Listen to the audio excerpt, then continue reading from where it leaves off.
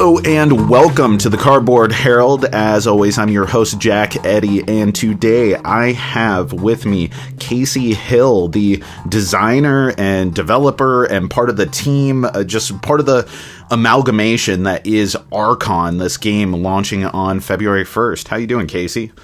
I'm doing awesome. How are you, Jack? Good. I think a good place to start is actually telling me what the heck that you do among this big giant group of 8 people for a first time launching Kickstarter company. What's going on here? Yeah, so I kind of wear a lot of hats, as I think is probably fairly common for people that are in this space. So, in the very beginning, I was part of the design team, and I worked. And this company kind of started as a family company, right? My dad and my brother are both key pieces of the company, and both are working in various ways.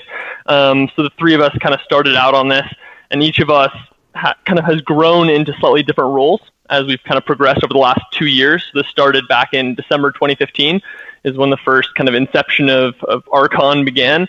And it's kind of had a lot of growing and modifications over time. But essentially I started with design, and then what grew into my major focus was organization of the art, overseeing all of our artists and the different creative personnel, and a lot of our employees, or people, I should call them freelancers is a better way to say that, were people that we picked up in the art field, right? We had 3 different artists, we had a graphic designer, we had a packaging specialist, and so those all worked to kind of make the artwork in Arkon come alive. So I oversaw that, and I also was very involved with organizing playtesting. So a huge part of kind of the time allocation to Arkon over the last year has just been to kind of tour across California and bring this to a lot of local gaming stores, sit down with people, and, have them play Arkon. And that was definitely a really key piece. And Tyler, who's one of the people on our design team, he's a professional Magic the Gathering player, so he has a lot of background in mechanics, and he was also really instrumental in making sure that those mechanics were really tight and kind of taking and putting together, collating all the feedback we were getting from all these playtests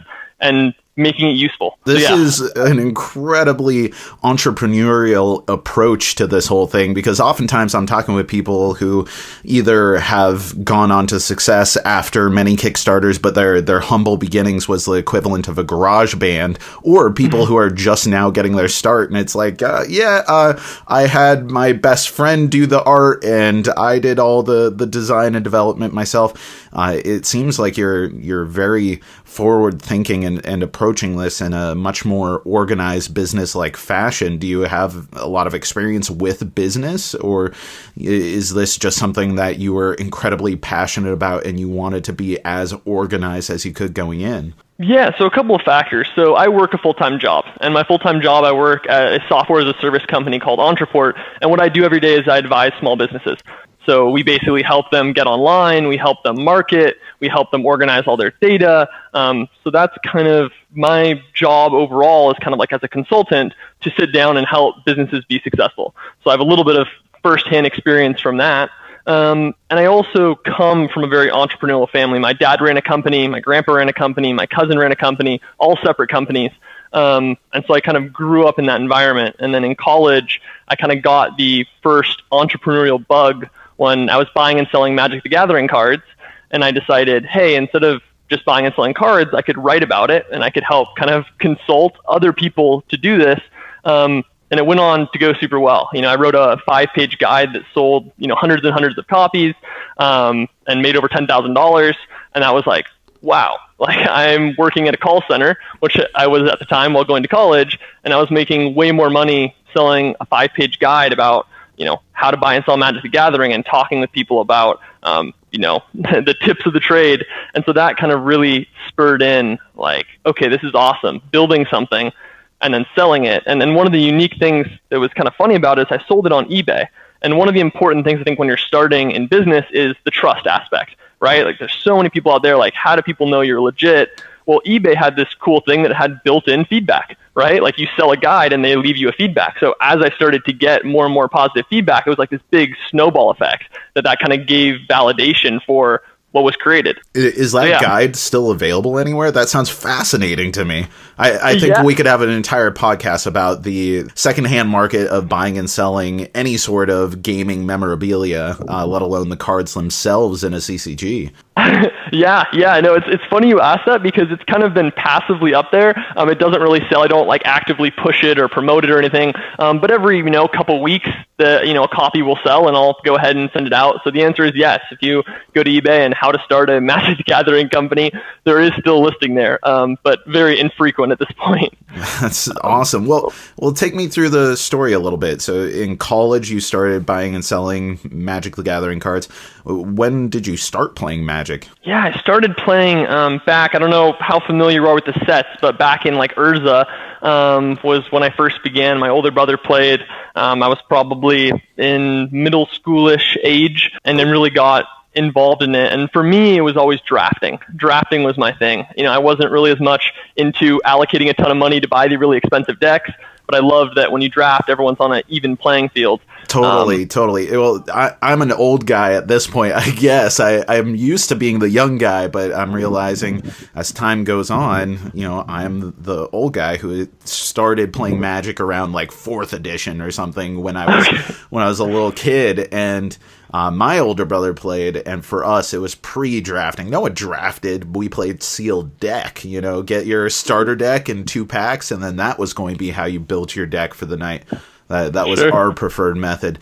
But yeah, Urza, man, what a block. That no wonder you got into the lucrative business of buying and selling cards, because I think I faded out of Magic a little bit before Urza, and that's actually when my brother, kind of like your brother, was in his prime, and my brother was playing in tournaments. I think he won the Alaska regional tournament and went on to nationals or something.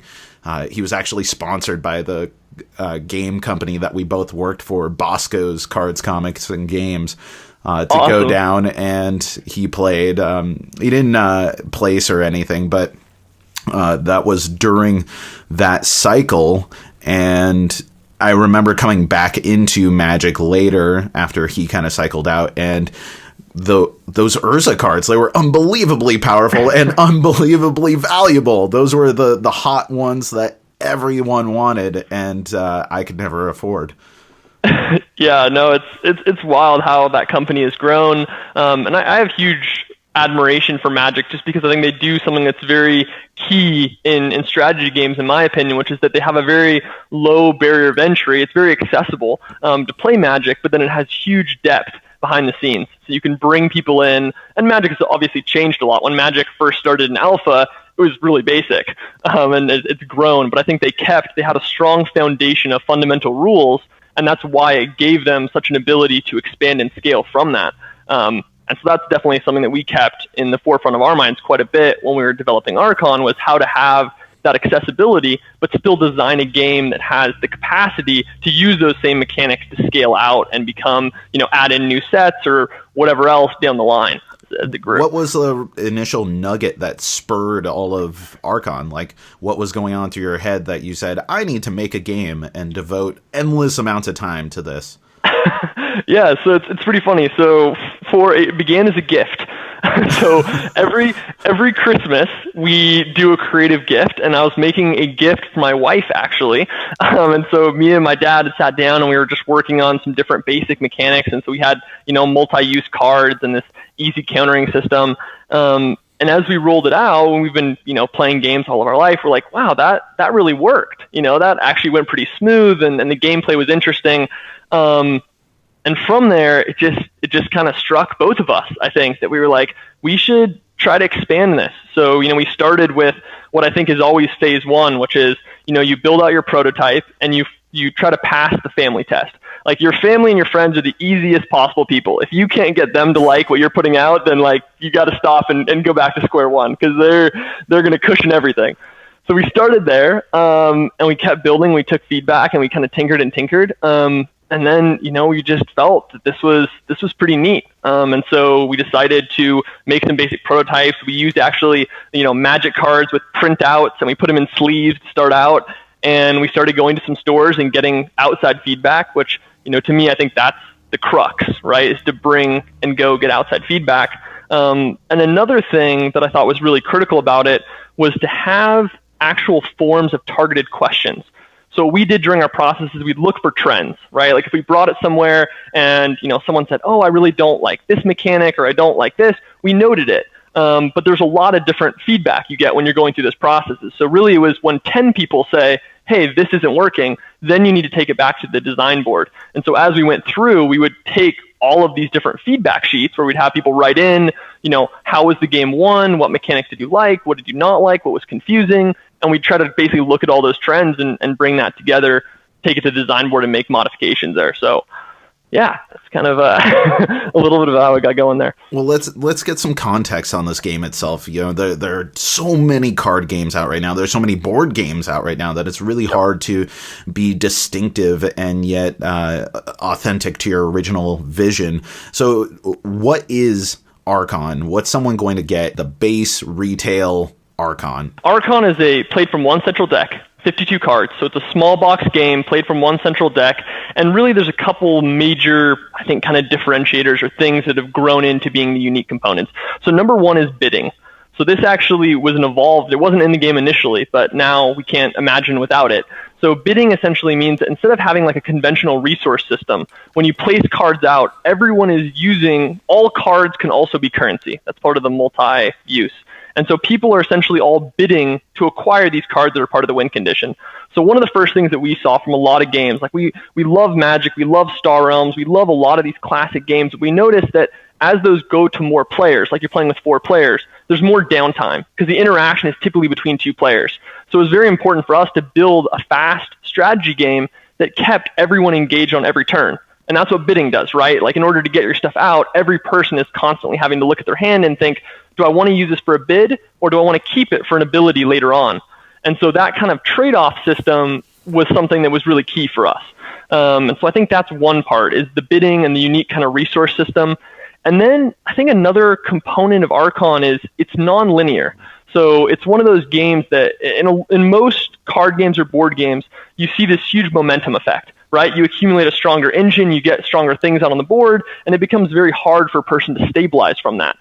So one of the challenges is how could we make it so that someone was competitive in a game consistently, right? But that there was still skill, right? Because you don't want it to just be random luck, because then there wouldn't be the skill component. So that was the other part. And you don't want to have too much rubber banding or anything that makes it so that you don't feel rewarded for playing smartly. Exactly. So that was a key, probably one of the most important and one of the most challenging components of that was to figure out that side of the equation where, you need 4 different clan types to win, right? But someone could have 3 clans in play and no cards in their hand, whereas another person could have 0 in play, but they could have a hand they've been carefully curating of, like, say, 7 cards or 8 cards, that's the max hand size, and that person could still be in a better position. So, it's not a deck building game, but you could almost think of it a little bit as a hand building game. Like what cards you choose to hang on to and what cards you choose to play really matter. So I think that really it was at a core, make something that's interactive, make something that people can get to the table and that is accessible, but have a gameplay that runs a little bit different. And it's one of those things where I think the first time people play Arkon, a lot of times they're kind of trying to put their finger on it. They're like, that played a little differently. And they're trying to think, like, why was that? And I think that that's kind of the non-linear aspect, that it's not as much of a momentum, while it's still something that it matters how you're putting those cards together.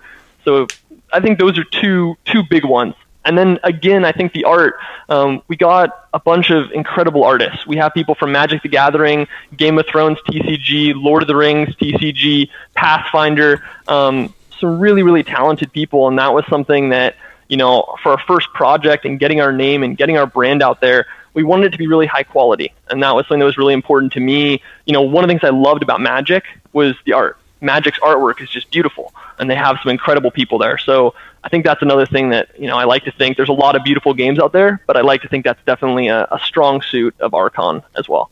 Yeah, totally. It blew my mind when I saw this little icon on Twitter. I think we were running in some of the same circles, and I saw this name Arkon keep coming up, and I was like, what is this orc dude here? And I checked it out, and that's how we ended up talking about some other things, I think, having to do with Big Brothers, Big Sisters, or some other discussions that we were having. But the art totally caught my eye, and it shocked me. It honestly shocked me that this was for a project in development by a first-time developer, that it would have this level of art assets.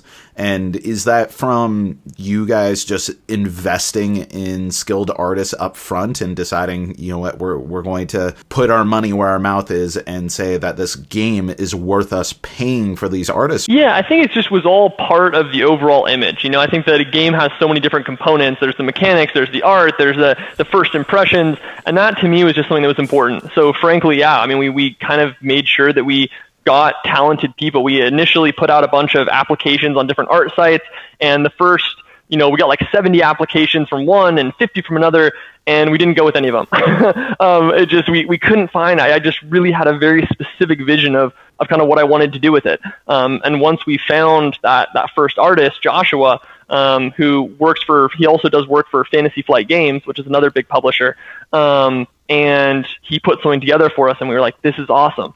And basically we started to pick up a lot of people from connections with him. So he's like, oh, I know this awesome graphic designer, and we're like, phenomenal. So it kind of grew from there. Yeah.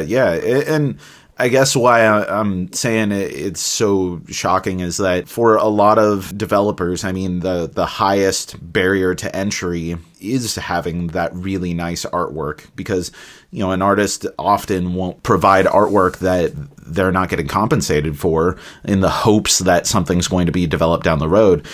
Yet there are a few Kickstarter companies like yourself or Windborne Games. I was talking to them about how they felt that it was very important to have something that looked like a premium product right out the gate. They wanted to show that they had something distinctive. And you were talking earlier about how a lot of your job has been managing the art direction and art design of this world.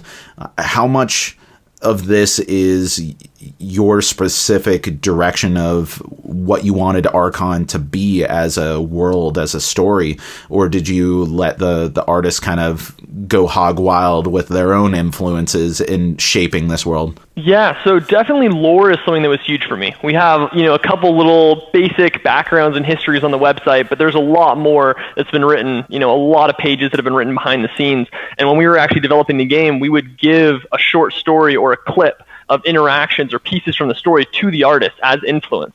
And then we'd have a conversation about it. And I believe very much in trying to be letting them have as much freedom as possible. Because when you try to, micromanage, the hand needs to be exactly like this. These people are talented and this is what they do. So they kind of know what positions and what kind of things look the best. So I would just kind of provide the general vision and the kind of like emotion that we wanted to evoke in different scenes, and then let them run with it.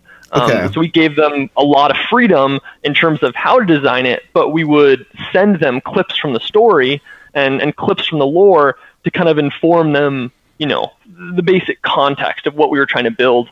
And that's, for me, I'm a really huge person into the lore and the backstory. And so that was crucial for me to kind of represent that. And each of the card arts that you see, those are all part of the story.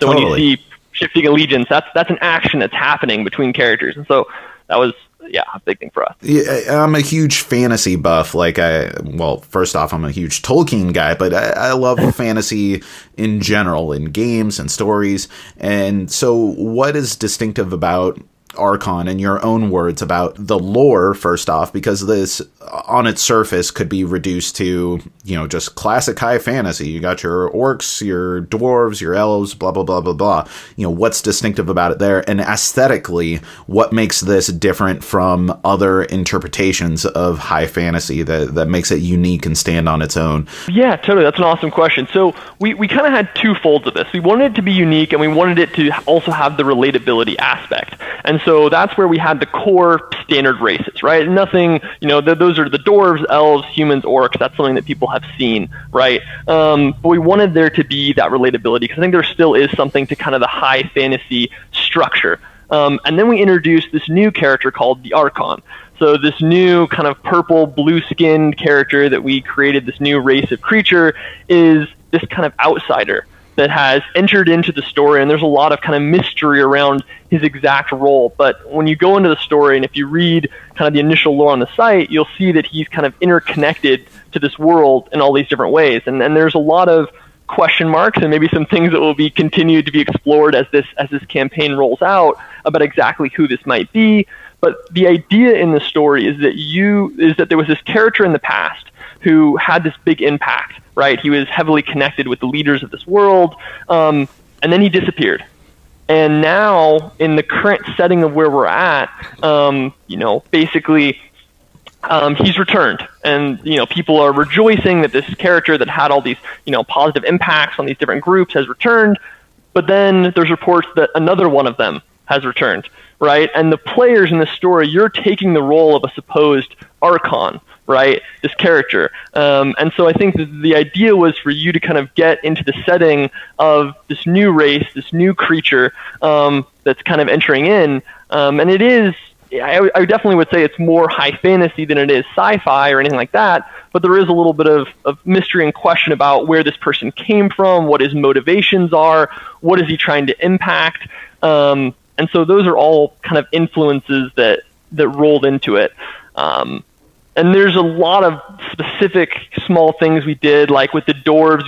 You'll find them clad in this blue, very, I don't know the exact best way to call it, but like this blue special stone armor, which is called Aquin in the story. And so there's all sorts of kind of specific things around artifacts and items and kind of components of this world itself. But yeah, that's a little bit about some of the world and some of the pieces. And I think that we're going to continue to release more and more stories as we go to help kind of fill in more and more of the picture of what's going on in this world and the alliances and allegiances and kind of interplays there. Well, that's an interesting thing, you saying that you're going to release more and more as you go, because inevitably more story will come out, but I imagine that, especially given your background with Magic the Gathering, that you have interest in making this a continuing game that's supported. If the initial launch is successful, then there will be more Arkon in the future.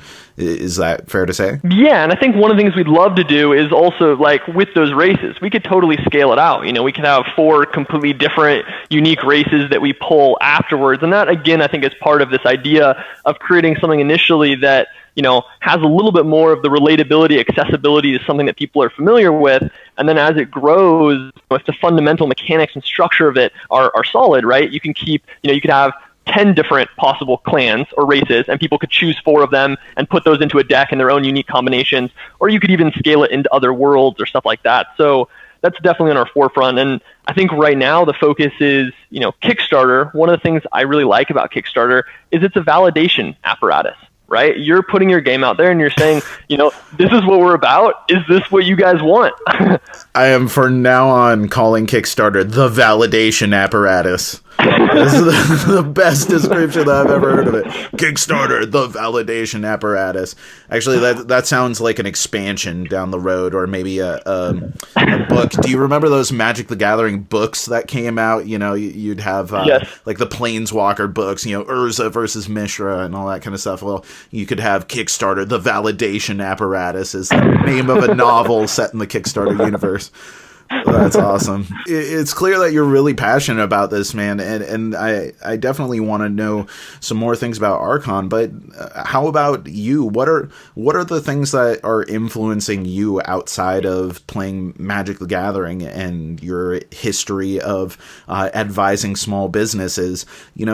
Who is Casey Hill, and what are the things that influence you creatively? There's a lot of things I think kind of tie in, and just to kind of speak to tabletop, I mean, one of the things I love about board games, just to kind of quickly address that, is just how it brings people together. I came from a family of 7, and it's always kind of hectic, and everyone was going off and doing their own things, but board games were a spot where you could bring people together. And as I become more and more immersed in this hobby, it's one of the things I've come to really appreciate about this space, is that you can put aside politics and identity and any of these other factors, and you're just coming together to enjoy this common experience in person, right? Where you can actually look at people and have interactions and conversations.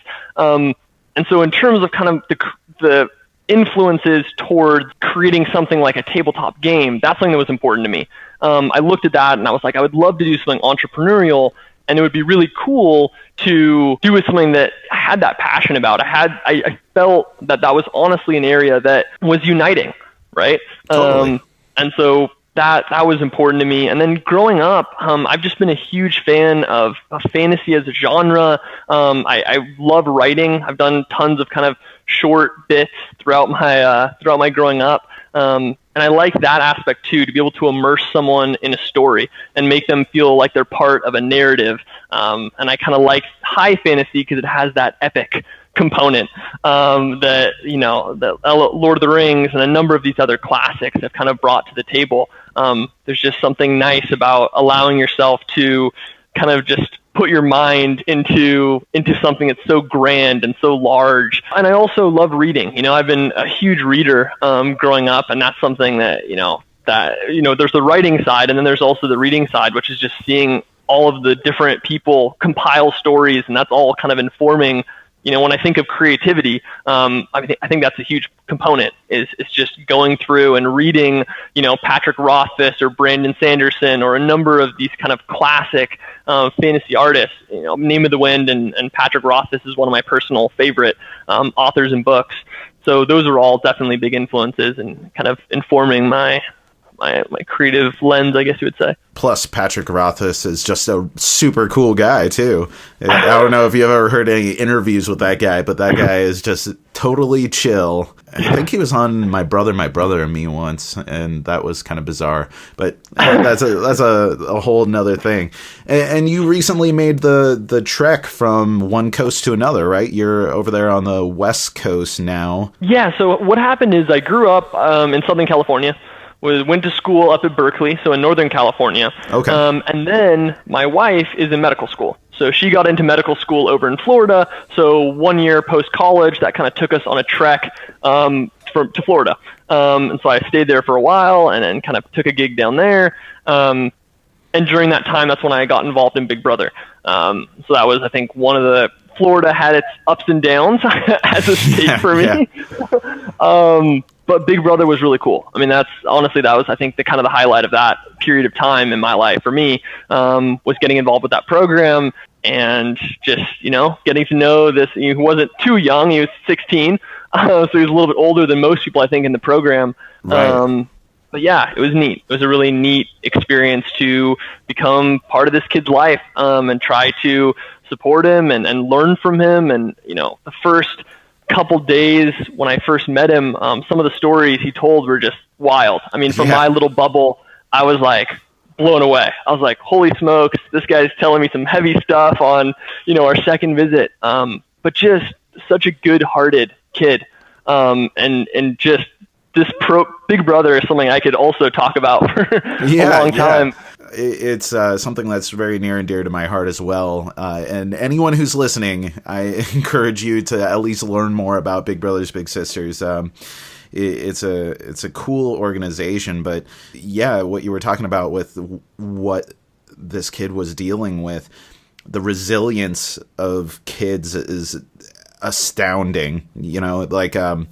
I work in social services now. Like my day job gig is often overlapping with really vulnerable kids who have been in really bad situations. And to see that many of these kids who do have long-term ramifications throughout their life because of the traumas that they have, still trying to just be happy kids who want to latch on to positive adults who will spend time with them and be good influences in their life is really astounding. And I know that my 2.5 years or so with Big Brothers was one of the most rewarding experiences in my life. That said, I think I kind of won the jackpot in that his mom was super supportive of the program and the match, and she was all about us spending time together, and she was very responsible herself and making sure that, we always were coordinating and checking in, and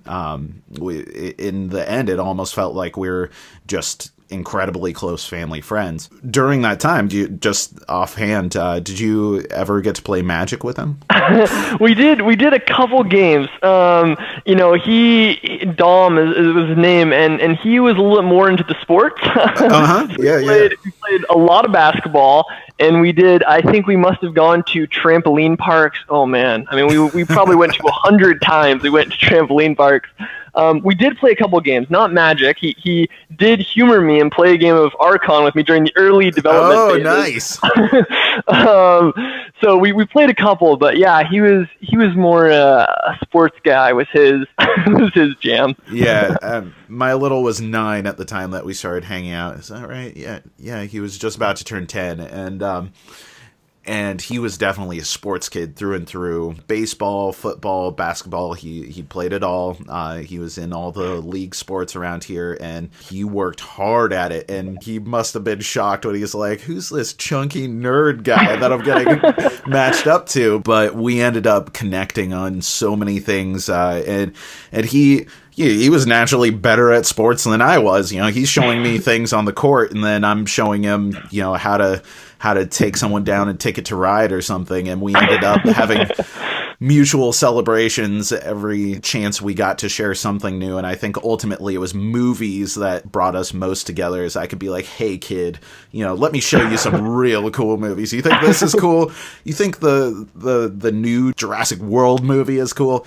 Let's watch the original and see what's up. Since the match ended, which it ended because his mom ended up moving away, which was an awesome move for the family, I didn't realize how much I depended on that relationship myself until after he left, and I was like, oh man, that's like a big hole in my life now, having the guy that I get to hang out with and be like, dude, the new Star Wars is coming out, or like, oh, we should watch Logan again. This is probably way too mature for you, but your mom says it's okay, so let's watch some more heads getting ripped off and stuff. No, you're right. I mean, you build an authentic connection. I mean, I feel absolutely the same way. When I started, it was this very kind of reserved, kind of closed off kid, and towards the end it was like, so much excitement of like, hey man, can you hang out today? And I had an interesting thing that I had a gap between when I was going to take my job here in California and when I stopped my job in Florida, where I was just kind of writing during my last 4 to 5 months there. So that was also pretty cool, because then I had a much more open schedule. So we hung out. I mean, I don't know what the normal amount of sessions or whatever, but we hung out multiple times a week, pretty much every week. So that was cool. We got to spend a lot of time together, and also did a lot of movies. He was definitely a big movie fan, so we watched the gamut of those as well. Awesome. I always like talking to the people about the things that they get involved with as far as like community involvement and that kind of thing. I think on a previous episode, I was talking with Matt Leacock, and he and I got onto the subject of like, what's beyond just being a board game designer. You've made your impact as far as legacy, no pun intended as far as pandemic legacy, but like he's really shaped cooperative games into what they are today, and he will forever be in the pantheon of iconic designers for that reason. And now he's also able to make a living being a full-time board game designer. So what goals do you work towards beyond just make more money and make bigger games? And something that he talked about is, I have been talking with my wife about this exact same thing, and we don't know exactly what it is, but we'd like to somehow make room in our life for something that is more community oriented, something to give back to the community, whether it's through board games or not, but to be able to sustain oneself in life. I make enough money that I'm comfortable living, but I also have the room to give back. I think that's a noble aspiration, and it's always fascinating to me when people look for avenues to do that and what avenues they choose to do, because it does take sacrifice, certainly, especially when you're a busy guy like yourself, working on developing games while working full time and everything. Yeah, no, absolutely. And it's crazy you bring up a Matt Leacock. He was the first person on our game design blog on our website. So if you go to Arkon, you look up our first one, and it was wild because I was like, I want to start this blog because I really care about design, and I was going to reach out to all these people. And then I was thinking, should I reach out to Matt Leacock of Pandemic? And I was kind of like, no, he's like this high up. There's no way. Yeah. And I was blown away. I was blown away that he took the time out of his schedule to answer all these interview questions that I had. And what an incredible thing for this, young game designer like me, and to have someone who's like a seminal figure in the co-op space take time out of his day to do that. That was just amazing. And I'm super grateful to him for that. and just an awesome impression. And that's, again, it sounds like exactly what you were talking about. I mean, giving back in so many different ways, but I think he's been really generous with his time to the gaming community in general and helping us all share this awesome hobby that we have together. So yeah, that's crazy that you brought up that name just by chance, but that's, yeah, super cool guy. What's on the horizon beyond Arkon? You know, like, is your intent to become the Arkon company that propels this forward, or are you only wanting to get this game out and then just kind of play it by ear what happens beyond that? Or do you have ambitions to be the next Cool Mini or Not or Fantasy Flight Games, or, you know, you're going to start taking on other people's designs? I mean, you got a full-fledged team here. You're ready for a big business. So I got to imagine that there's at least a little piece of you in the back of your mind, like, well, once we meet these goals, then here's what we move on to next. Yeah, absolutely. I mean, the answer is we definitely want to continue to grow it out as a company. At the same time, I think we keep that pragmatic lens, that a really important part for everything from this project, and even to, like, you know, getting ready to set our goals for the campaign. We wanted to make sure that we didn't just throw out numbers, you know, like, let's go for 75,000, right? Like, we were very careful in, you know, creating events and talking with people and gathering feedback and trying to do it in such a way that, you know, was putting in things that made sense. And so I think that the first goal is to, you know, get a product out there, share it with the communities, and if people like it, if people connect with what we're trying to bring out, then we want to keep expanding. And whether we continue to roll out expansions of Arkon, or whether we try to start dabbling in different games or dynamics, I think we definitely want to continue to grow it. And then I think the only other kind of component of that is, obviously, there is the reality of, you know, surviving and having the stability financially to do that. And so, I mean, right now, that's, you know, me and the other members of the team are also working full-time jobs. And I think at a time where it makes sense, right, based on what we're able to, you know, make from these endeavors, to shift into a more full-time capacity, I personally would love to do that. And that's kind of, that's where we're headed. That's where I'd love to get to. But I'm also happy to continue to kind of pour my time and work in kind of a dual work capacity for as long as needed to kind of get that up to speed. What's been the biggest challenge about getting this game ready for production? You know, well, I guess I have so many questions about this. So what's been the biggest challenge, and when did you know that it was ready? So a couple different major hurdles. Number one, definitely been some pretty crazy last 6 months. You know, I work some pretty long hours as a consultant as well. So often I'm doing, you know, 7 a.m. to about 6 p.m. and then I get off and I usually take about 45 minutes to an hour break, and then we're usually doing about 5 hours on average a day of Arkon, and longer than that on the weekends. So the first thing is, it's just been crazy busy. The second thing is the transition. So the core thing to me was all about making this game as good as possible. So the vast majority of this time was spent on playtesting and touring it around and working to make sure the art was exactly right. And then there came this phase a few months ago where it's like, we got to market this thing, right? Like, people have to know who we are, because, you know, we can have this great product, but if no reviewers have covered us and if no one knows about it, then that's not good. So then it was kind of that shifting gears. And I work in a space where I handle a lot of that kind of stuff. So it wasn't that it was a foreign thing, but there's like mindset changes, right? And my mind was in design mode for so long. And then you had to say, okay, now I got to allocate this to other people to continue to tinker with this in the final stages. And I need to really push towards getting this out there and letting people hear about it and see it. And, you know, we created a print and play so that people wanted to download it and be able to actually play it. The whole idea was to try to make it as easy as possible for people that were curious to test it out and make the assessment for themselves. Like, is this good? And I think print and plays are another interesting kind of side topic.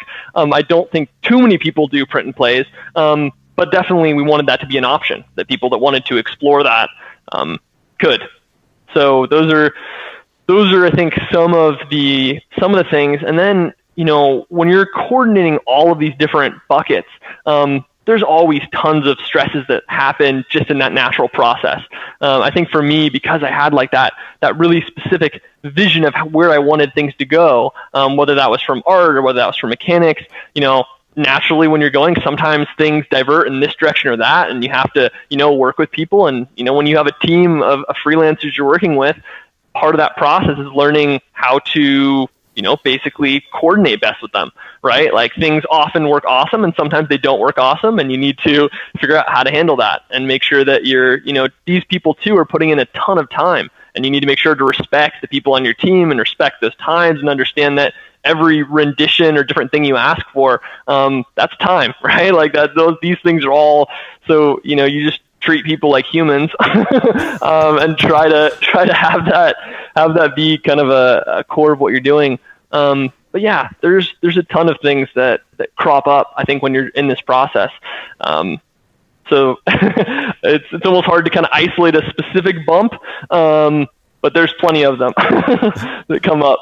What's it like working with your dad on a team? I think you're the first person that I've talked to on the podcast that has officially been in some sort of employed organization with his dad. So tell me about that. Yeah, it's awesome. It's awesome. My dad's an incredible dude. I mean, since we were young, he's been super supportive of everything, both entrepreneurial and also creative.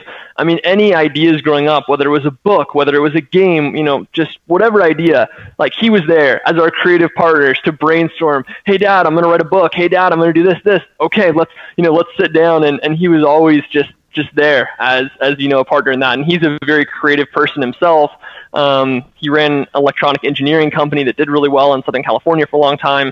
And then kind of pseudo-retired fairly young, but then decided that he wanted to continue education, so he decided to get his PhD.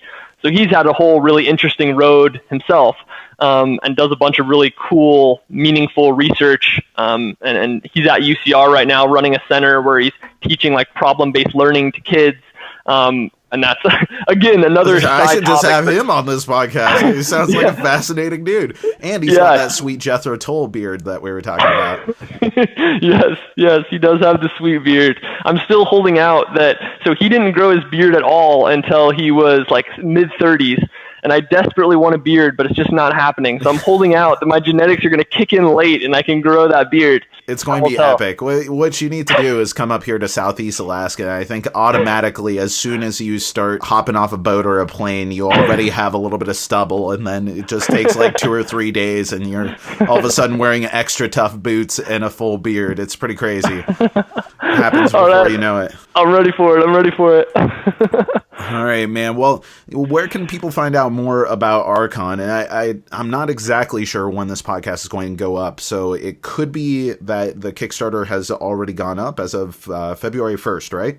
Correct. Okay, so if the podcast is up after February 1st, then everyone just go check out the Kickstarter. That's the first thing. But if this is up by chance in advance of it, or as an extra supplemental piece of material, and people want to explore beyond just the Kickstarter page, where can people find out all kinds of Arkon related stuff? Yeah, there's a couple places. So number one, the website. So arkongame.com, you can read about the lore. The entire rule set is up there, so you can read through the full rule set. We have an FAQ, so you can get a sense of the game. You can read a little about the storyline. Then the next place I think is awesome is Board Game Geek. So Board Game Geek, I'm sure a lot of listeners might be familiar, but it's essentially, a place that is a massive network of games, right? Where people can, look up games and they can go through feedback. And so that's another great place to log on and Board see. Game Geek, you said. I've never heard of it. I must write that one down. Surely I would know if there was one centralized place that all things board games ebb and flow of in the internet. It's like, you might want to go to a website called Google. You may not have heard of it, but it's out there. Yeah, it's definitely pretty huge nowadays. But that's a good. What's cool about that one is you can go through and you can read the specifics of what playtesters have said. So this is something that we were kind of a little bit late to the game, and this is a little bit of a missed ball for me. But one of the things we should have had from the very beginning of all of our playtest forums was, go to Board Game Geek and let people know what your experience was. Right? And we started doing that, but we started doing that like a few months ago. So we have a very small snippet, but the feedback that we have been getting from these new groups has been incredibly positive, has been really helpful and constructive.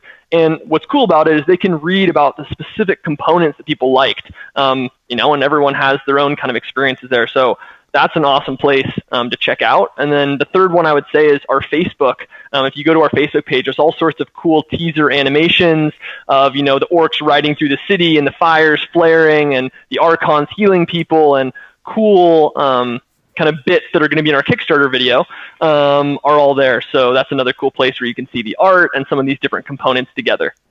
Well, Casey, I'm really looking forward to it. I'm rooting for you. I think that as good of a foundation as you can get as a first-time Kickstarter, I think you've really rocked it, and you got a really great starting position here. So it all comes down to if it catches the zeitgeist of the gamersphere. But I'm pulling for you, and I'd love to have you back on to kind of complete the continuing story and talk to you about the challenges of actually going up on Kickstarter and how that actually went, and when you're actually manufacturing your 10 billionth copy of Arkon, then you can tell me about all the challenges and making sure that happened to expectations. So thank you so much for coming on, Casey. I've really enjoyed talking with you. Yeah, absolutely. Thank you so much for bringing me on. And this has been such a cool experience to talk with you, as well as a ton of different podcasters in the space,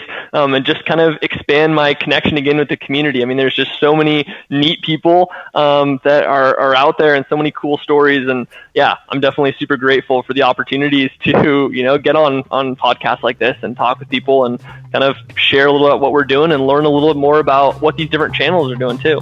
Totally. Well, thank you, and thank everyone for listening to the Cardboard Herald. As always, the Cardboard Herald is a completely free service focused on spotlighting games, gamers, and game creators.